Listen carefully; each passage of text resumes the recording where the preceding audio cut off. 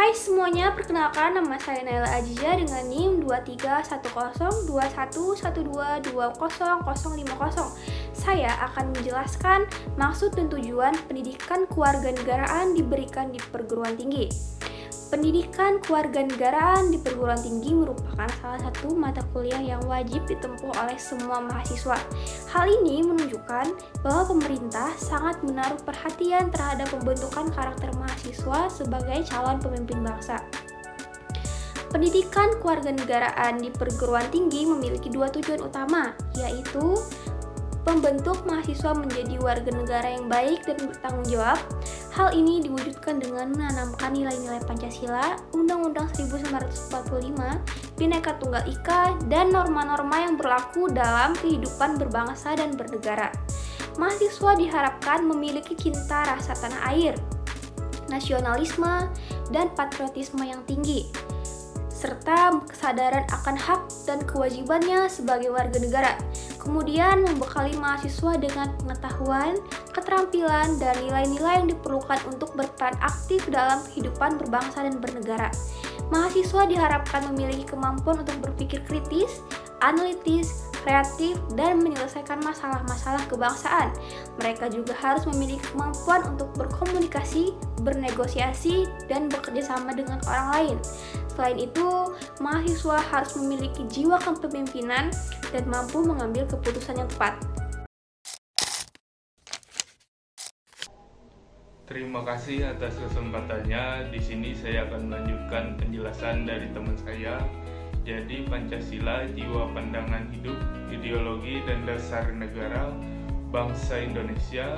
Pancasila bukan hanya dasar negara, tetapi juga pandangan hidup bangsa Indonesia.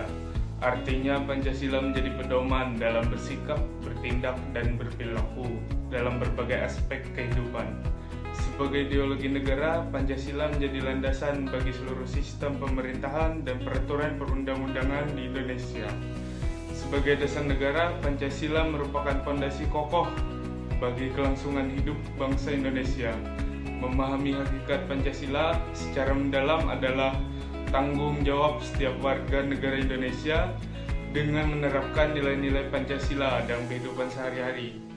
Kita dapat menjaga keutuhan dan memajukan bangsa Indonesia. Terima kasih. Baiklah, saya akan melanjutkan materi dari teman saya tadi. Sebelumnya, perkenalkan nama saya Neja Arifin dengan NIM 23102111110060. Saya akan menjelaskan identitas nasional bangsa dan integralitas bangsa. Identitas nasional yang kuat menjadi fondasi bagi integralitas bangsa. Ketika masyarakat memiliki kesadaran dan kebanggaan terhadap identitas nasionalnya, mereka cenderung lebih kompak dan bersatu dalam menghadapi tantangan. Sebaliknya, integralitas bangsa yang terjaga akan memperkuat identitas nasional karena memberikan stabilitas dan rasa aman yang diperlukan untuk melestarikan dan mengembangkan ciri-ciri khas suatu bangsa.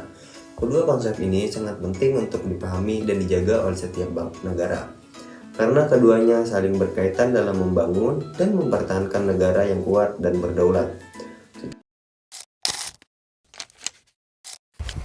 Hak dan kewajiban warga negara merupakan seperangkat prinsip yang mengatur hubungan antara individu dan negara di mana mereka tinggal.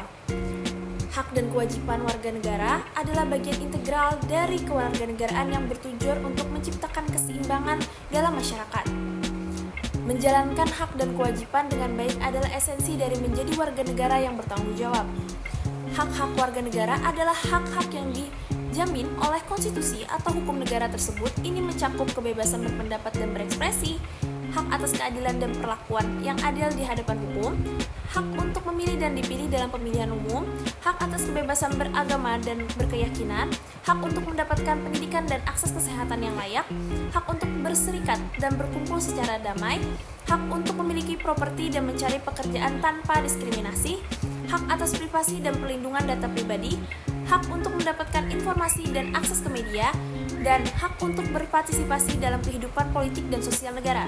Sementara, kewajiban warga negara adalah tanggung jawab yang harus dipenuhi oleh setiap individu yang menjadi bagian dari suatu negara. Ini mencakup kewajiban untuk taat pada hukum, dan peraturan negara, kewajiban untuk membayar pajak sesuai dengan ketentuan yang berlaku, kewajiban untuk mematuhi aturan dan prosedur yang ditetapkan dalam proses pemilihan umum, kewajiban untuk menjaga keamanan dan ketertiban masyarakat, kewajiban untuk melaksanakan tugas wajib negara seperti wajib militer jika berlaku, kewajiban untuk menghormati hak-hak dan kebebasan individu lain, kewajiban untuk memberikan kontribusi positif dalam pembangunan dan kemajuan negara, kewajiban untuk mengikuti aturan terkait kepemilikan dan penggunaan properti, kewajiban untuk mematuhi aturan dan etika dalam berinteraksi sosial dan ekonomi, dan kewajiban untuk turut serta dalam pembangunan masyarakat dan lingkungan.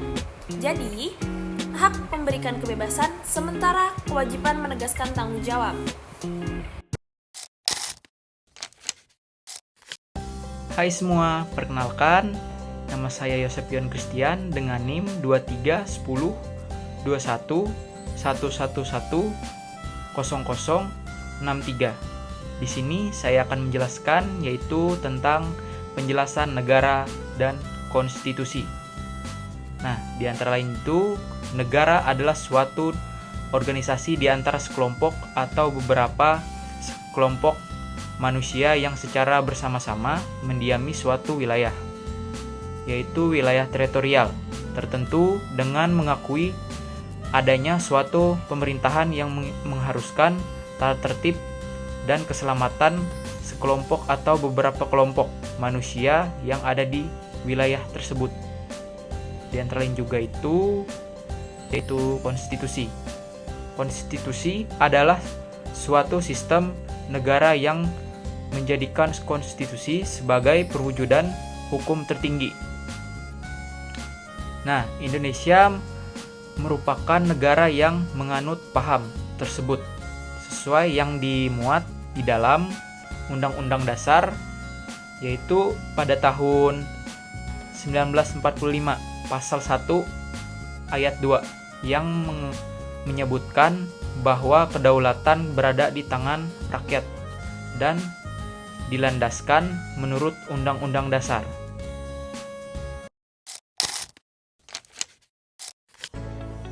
Setelah mengetahui dan memahami konsep geopolitik yang pernah dipakai oleh negara-negara lain, penting bagi kita untuk mengetahui dan memahami sejarah dan konsep geopolitik yang dianut oleh bangsa kita sendiri, yaitu bangsa Indonesia. Geopolitik diartikan sebagai sistem politik atau peraturan-peraturan dalam wujud kebijaksanaan dan strategi nasional yang didorong oleh aspirasi nasional geografik suatu negara, yang apabila dilaksanakan akan berhasil dan berdampak langsung kepada sistem politik suatu negara. Sebaliknya, politik negara itu secara langsung akan berdampak pada geografi negara yang bersangkutan. Konsepsi wawasan Nusantara dibangun atas geopolitik bangsa Indonesia. Bangsa Indonesia memiliki pandangan sendiri mengenai wilayah yang dikaitkan dengan politik atau kekuasaan. Wawasan Nusantara sebagai wawasan nasional dibentuk dan dijiwai oleh paham kekuasaan dan geopolitik bangsa Indonesia. Wawasan Nusantara dapat dikatakan sebagai penerapan teori geopolitik dari bangsa Indonesia. Oleh karena itu, bangsa Indonesia juga menolak paham ekspansionisme dan adu kekuatan yang berkembang di Barat. Bangsa Indonesia juga menolak paham rasialisme, karena semua manusia mempunyai martabat yang sama dan semua bangsa memiliki hak dan kewajiban yang sama berdasarkan nilai-nilai ketuhanan dan kemanusiaan yang universal.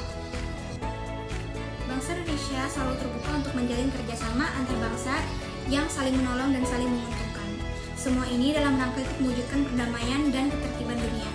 Oleh karena itu, wawasan Nusantara adalah geopolitik Indonesia. Hal ini dipahami berdasarkan pengertian bahwa dalam wawasan Nusantara terkandung konsepsi geopolitik Indonesia, yaitu unsur ruang yang kini berkembang tidak saja secara fisik geografis, melainkan dalam pengertian secara keseluruhan. Kebijakan geopolitik Indonesia dalam rangka mempertahankan keutuhan NKRI adalah pengembangan geopolitik Indonesia ke depan melalui peningkatan pembangunan di daerah-daerah, khususnya daerah perbatasan, serta daerah tertinggal dan peningkatan kualitas sumber daya manusia. Pembangunan geopolitik akan efektif apabila dilandasi oleh wawasan kebangsaan yang mantap, di mana unsur-unsur dasar wawasan Nusantara dalam mencapai kesatuan dan keserasian melalui persatuan dan kesatuan wilayah, sosial budaya, ekonomi, dan pertahanan keamanan. Kenyataan implikasi pembangunan geopolitik Indonesia masih banyak kekurangan, antara lain kurangnya kesadaran bangsa Indonesia bahwa negaranya adalah negara kepulauan, belum tumbuhnya rasa bangga sebagai negara kepulauan, masih banyaknya proyek pembangunan infrastruktur industri yang tidak memperhatikan tata ruang dan daya dukung lingkungan, serta masih banyak lagi kekurangan yang lain. Singkatnya, konsepsi wawasan Nusantara sebagai pandangan geopolitik bangsa Indonesia adalah cara pandang dan sikap bangsa Indonesia mengenai dirinya yang bineka dan lingkungan geografinya yang berwujud negara kepulauan berdasarkan Pancasila dan Undang-Undang 1945. Lalu apa saja sih contoh implementasi wawasan Nusantara? Saya akan memberikan beberapa contoh implementasi wawasan Nusantara dalam aspek di bidang politik, ekonomi, dan di masyarakat. Contoh implementasi wawasan Nusantara di bidang politik adalah: yang pertama, partisipasi dalam pemilu yang adil dan demokratis; yang kedua, hukum Indonesia yang menjadi panduan utama; yang ketiga, pemeliharaan sikap pluralistik; yang keempat, konsistensi dalam penerapan undang-undang; dan yang kelima, diplomasi aktif untuk kepentingan nasional. Contoh implementasi wawasan Nusantara di bidang ekonomi adalah: yang pertama, partisipasi masyarakat dalam pembangunan ekonomi lokal; yang kedua, pemanfaatan sumber daya alam yang berkelanjutan; yang ketiga, pembangunan infrastruktur yang merata; dan yang keempat, penyusunan kebijakan pajak yang merata. Contoh yang terakhir adalah implementasi wawasan Nusantara di masyarakat. Yang pertama, mengembangkan kehidupan bangsa yang serasi; yang kedua, pengembangan budaya Indonesia; yang ketiga, menghormati dan menghargai perbedaan; yang keempat, berkontribusi terhadap pelestarian budaya lokal; dan yang kelima, menjaga kebinekaan Indonesia. Sekian penjelasan saya mengenai konsepsi wawasan Nusantara sebagai pandangan geopolitik bangsa Indonesia dan contoh implementasi Nusantara. Terima kasih. Baik, saya akan menjelaskan mengenai geopolitik, geografis, dan otonomi daerah. Geopolitik adalah pertimbangan dasar dalam penyelenggaraan negara berdasarkan letak geografisnya. Suatu negara membutuhkan geopolitik untuk menentukan pembinaan politik nasional berdasarkan kondisi dan situasi geografis dalam mencapai tujuannya. Geopolitik adalah istilah yang berasal dari kata geo dan politik. Geo berarti bumi, dan politik berasal dari bahasa Yunani yaitu politeia, di mana poli artinya kesatuan masyarakat yang berdiri sendiri dan thea artinya urusan. Di Indonesia, geopolitik juga disebut dengan wawasan Nusantara. Menurut Kamus Besar Bahasa Indonesia, geopolitik adalah ilmu tentang pengaruh faktor geografi terhadap ketatanegaraan. Pengertian lainnya, geopolitik adalah kebijakan negara atau bangsa sesuai dengan posisi geografisnya. Geografis sendiri merupakan letak suatu daerah dilihat dari kenyataan di bumi atau posisi daerah itu pada bola bumi dibandingkan dengan posisi daerah lain. Letak geografis ditentukan pula oleh segi astronomis, geologis, fisiografis, dan sosial budaya. Letak geografis adalah posisi keberadaan sebuah wilayah berdasarkan letak dan bentuknya di muka bumi. Letak geografis biasanya dibatasi dengan berbagai fitur geografi yang ada di bumi dan nama daerah yang secara langsung bersebelahan dengan daerah tersebut. Fitur bumi yang dimaksud di sini contohnya seperti benua, laut, gunung, samudra, gurun, dan lain sebagainya. Selanjutnya, otonomi daerah. Secara definitif, otonomi daerah adalah kewenangan daerah untuk dapat mengatur dan mengurus berbagai kepentingan masyarakat secara mandiri serta berdasarkan pada aspirasi masyarakat. Di lain sisi, menurut Undang-Undang Nomor 23 Tahun 2014 tentang pemerintahan daerah, otonomi daerah adalah hak, wewenang, dan kewajiban daerah untuk mengatur dan mengurus pemerintahan dalam taraf kepentingan masyarakat. Adapun hal-hal yang sifatnya filosofis dari otonomi daerah, yakni pertama, eksistensi pemerintah daerah untuk menciptakan kesejahteraan masyarakat yang demokratis.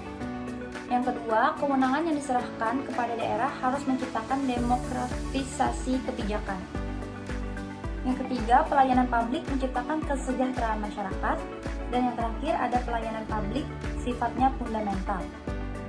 Adapun juga jenis-jenis otonomi daerah, yakni otonomi organik, otonomi formal, otonomi material, otonomi real, dan otonomi nyata.